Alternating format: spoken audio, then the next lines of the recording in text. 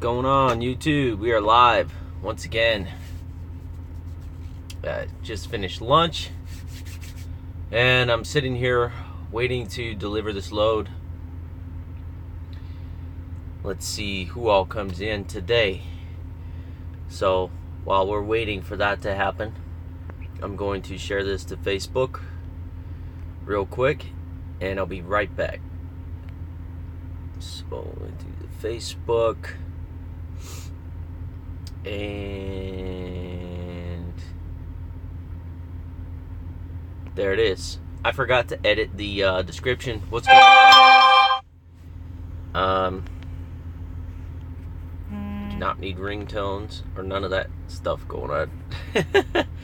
I go live now. Everybody goes live. What's going on, Jerry? What's going on, Jaybird? Connection, bad connection. What's going on, guys? What's going on, Travis? Capizone. So, I've been driving this brand new truck for a little over a week now, and it's been a solid truck. It's doing great, and I appreciate that. Corteu says, I give you props. You inspire me to do what you're doing now. 100, 100, 100, 100. So, the question is, growing too fast. Is it possible to grow too fast? Am I growing too fast? I'll get into that a little bit more here in a second, but I was explaining what I've done this past week because I haven't uploaded a video in a while, and some people are, where are you at? What are you doing? I don't know what's going on with my connection here. But I've been running the truck and doing with business stuff, and just I haven't had time to make video or even worried about it. Little guy went live after me, so actually I'm live right now, and somebody should tell little guy, hey, Woody's live. That's not how this works. Anyway, so basically I've been working this past week, driving this truck, getting loads done.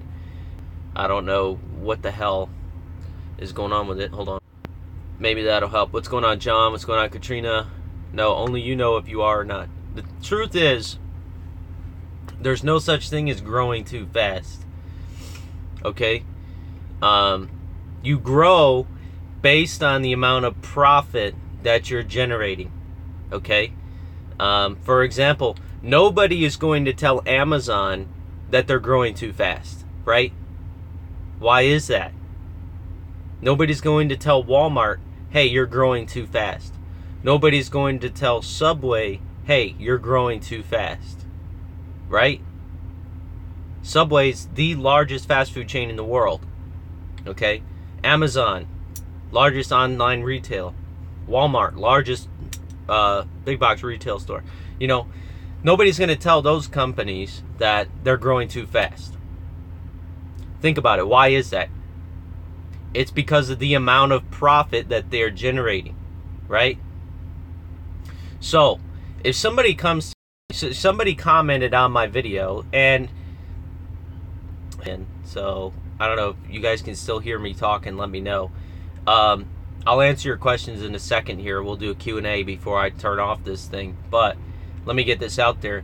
So, nobody's going to challenge a large company and say, hey, you're growing too fast, like Amazon or Walmart, etc., because they're highly profitable and their share prices portray that profitability, right?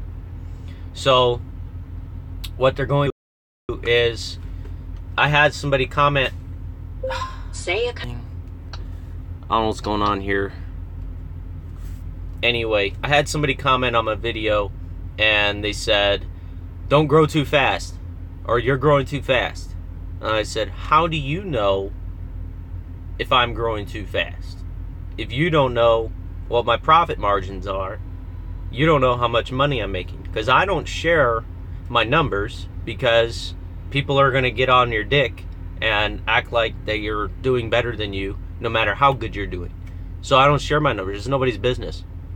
Plus my drivers watch my videos, and it's not it's not good to, tell them, hey, I'm making all the, it'll make drivers think like you're ripping them off, even though you're not, because you're putting the money back into the business to provide more jobs. So I don't share my numbers for several reasons, but that's pretty much it. Because people are gonna come on your post and be like, oh, you haul cheap freight, or you do this. The truth is, there is no such thing as growing too fast. But there is such a thing as outgrowing your profit. Growing faster than your profits will allow. Okay? That's different.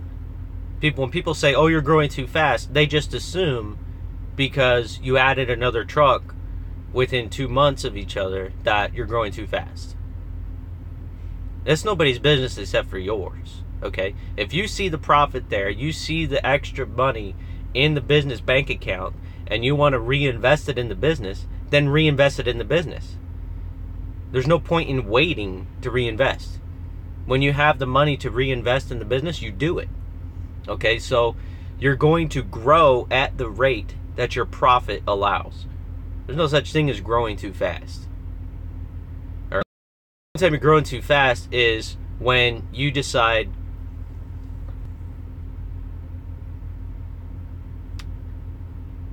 the only time you're growing too fast is if you don't have profit.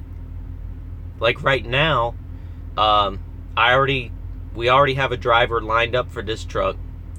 I'm on my way back to Houston this week, and we're gonna put the driver in this truck, and then I'm gonna get in the other truck, and we'll have all 3 trucks running throughout the wintertime. So we'll have all 3 trucks running and generating profit, paying payroll, etc., etc. Which, by the way, now guys, if you work for me, we are on direct deposit now. So I plan on hustling. I wasn't on 44. I'm in Virginia. I'm in Virginia, dude. So my next goal right now is I'm gonna have 3 trucks running. So as the profit comes in, I'm gonna set that to the side to add another truck. And what I'm projecting right now, I should be able to add another truck in February without trading anything in. Okay, now the other thing I want to do is take the woodshed and trade that truck in, because it's getting older. It's still a great truck, but it's getting older. There's no warranties on it anymore. It's a higher risk. It's a higher risk piece of equipment, right? Because it doesn't have a warranty. So, and I've stopped talking once it goes red, but whatever. So that's the plan right now. Now, that plan may change, we'll see. But the goal is hopefully to add another truck in February, and then add another one in March. By trading in the woodshed, I'll hopefully be able to trade that in for at least 2 trucks. That's where you have exponential growth in this business model. Is you buy a truck, you pay it off, you trade it in on 2 or 3 more. That's how you can grow your fleet. You don't keep the trucks forever, because they're not going to last forever anyway. And when you trade them in on brand new equipment, you've got full covered warranties. This truck has had 0 issues. Knock on wood. This truck has had 0 issues so far out the gate. Okay, so currently right now RST does not have self-dispatching, but in the future that's something that we will probably have pretty soon. Do you ever drive? I drove night shift last night, Chris.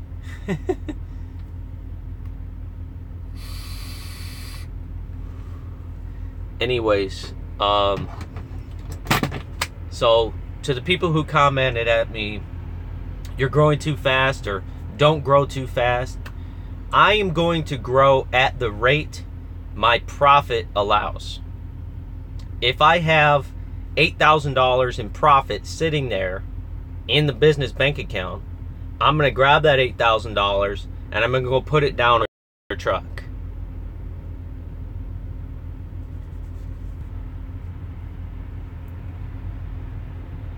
I don't have a Wii Boost in here, so what am I going to do? And I'm in some backwoods town in Virginia, so there ain't a whole lot here. But anyways, you got to grow at the rate that your profit allows. There's no such thing as growing too fast. Okay? If somebody looks at you and says, oh, you're growing too fast. One, they don't know what your profit looks like. Two, they don't know your business model. Three, they don't know what the fuck they're talking about anyway, so just ignore them. That's pretty much all I have to say about that. Now, I will answer some questions. I will answer some questions today. I'm going to scroll back and read your guys' comments real quick.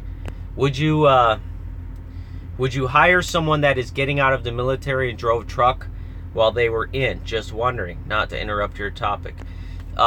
Yes, we will hire anybody that meets our qualifications. Okay, equal opportunity employment. Okay, that's the law. We have to look at every application. Now, we don't have to hire everybody, but we do look at every application.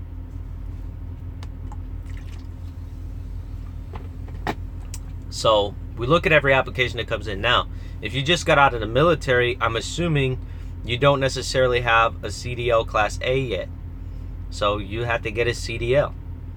And right now our current requirements is 3-year CDL. You don't have to have 3 years of driving experience, but you have to have a 3-year CDL Class A for our insurance to even look at it. Now, we are working on getting set up with a different insurance company that hopefully will have a less strict requirement on the drivers, because there's a lot of great drivers out there that have 1.5, 2 years, 2.5 years experience. This signal is driving me nuts. So there's lots of drivers out there with 2 years, 1.5 year, 2.5 year experience, right? And I would love to be able to hire those people and give them a better opportunity than what they're working at now. Like, say, I know guys working at Swift, I know guys working at Werner and all these other companies that only pay 30 to 35 cents a mile, and they want to work with us because we pay a lot more than that. So we want to provide that opportunity for guys. It's just right now the insurance company preventing us from being able to do that. So, and of course, as soon as our insurance requirements are reduced, or we have, and we will. This connection is killing me. Okay, so anytime we have a new program come out, benefits package, whatever we decide to do, obviously I'll make a video and update you guys on what's going on. Especially once the insurance is updated, I'll let you guys know what we can do. Of course, I'm not hiring anybody else for the rest of this year, and neither is RST. We got to catch up on the things and make sure that everything's solid for the winter. So it's too risky to hire somebody through the holidays, because then they want to go home for the holidays. They just started, but they need to go home right away. It creates a lot of issues. So the next hire date will be February at the earliest, more than likely. Possibly April, from what I'm hearing right now. But yeah, I mean, we'll hire anybody that has prior military experience, as long as you have a clean CDL for 3 years. About teams over there, you can run teams.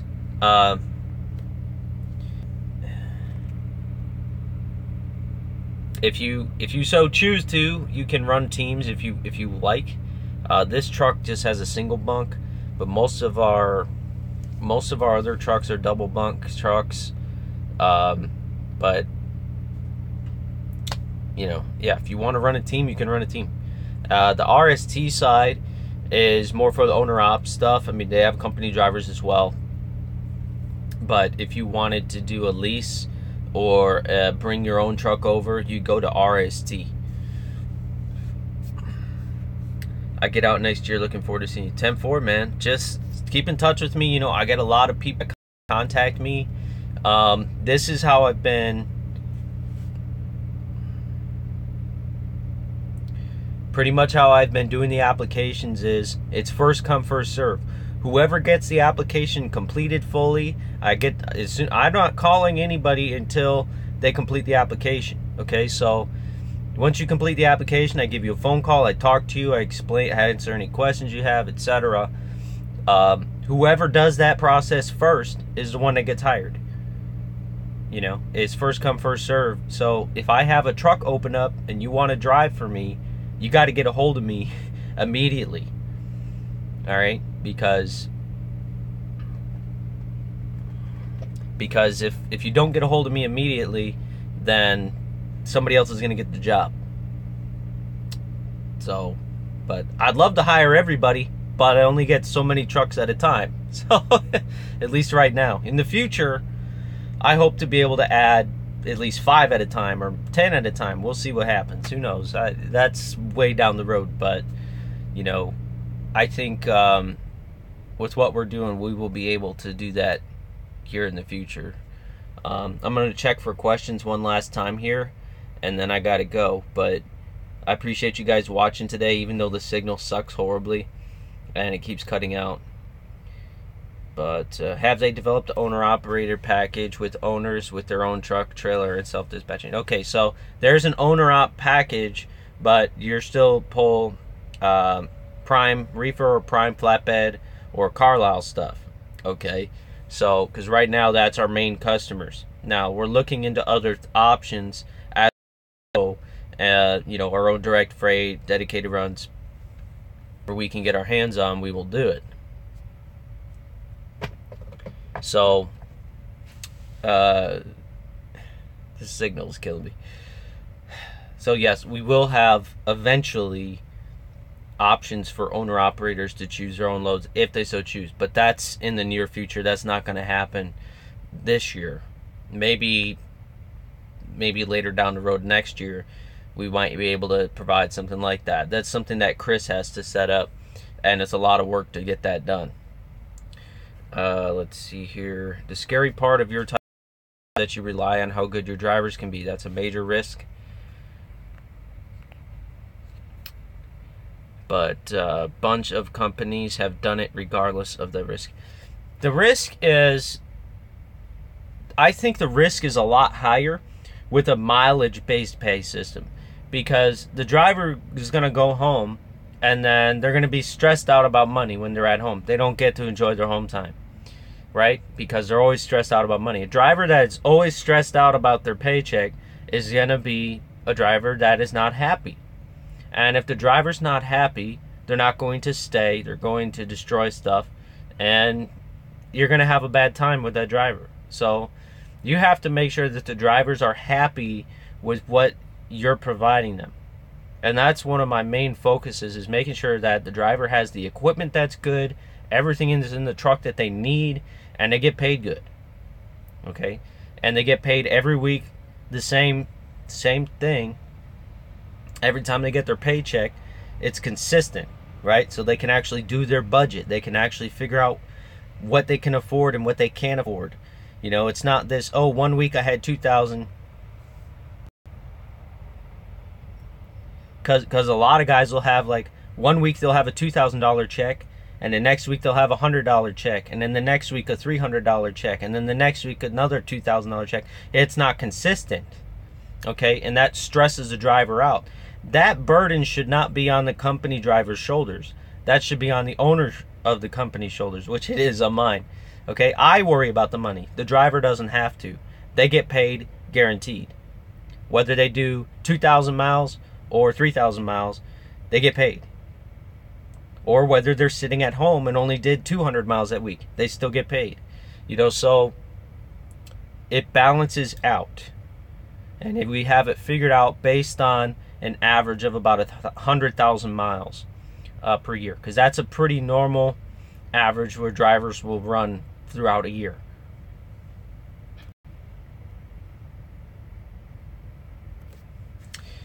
Right now, I don't see us doing heavy haul flatbed. the cost of the equipment versus the rate increase, you kind of break even. Okay, it's one of those personal preference things. Like, okay, we do specialized heavy haul, but you got to buy a $120,000 trailer to do it. It doesn't make sense to do it. At least not right now, it doesn't. Okay, as we grow, we might be able to get into something like that. But with everything, with every section of the industry, you're going to have different kinds of expenses. So you have to make sure that those expenses don't outweigh the extra profit that you might make. And that's something that we haven't done the math on yet. But I can tell you right now, doing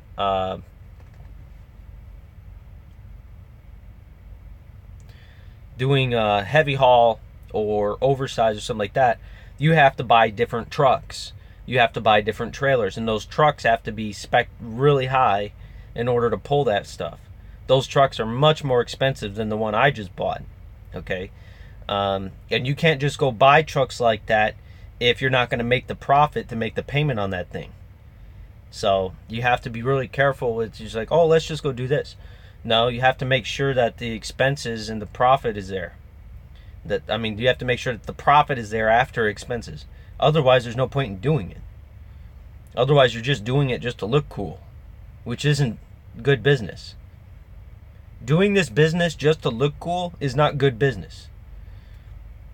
That's why I don't drive a brick down the highway. I drive an aerodynamic truck because it makes more money.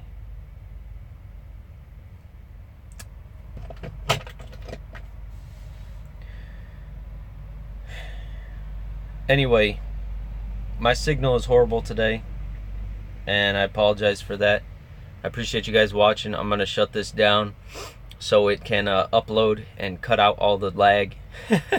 So, you guys stay safe out there. If you have any questions or catching this on the replay, leave a comment below, and I'll answer those questions as well. So, stay safe out there, and try not to die.